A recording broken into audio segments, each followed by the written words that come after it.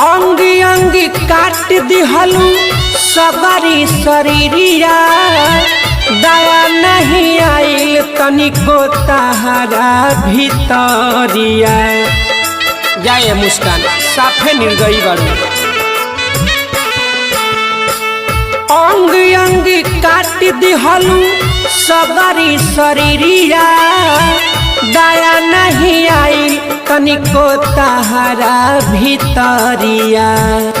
कहता रे पंकज पुरी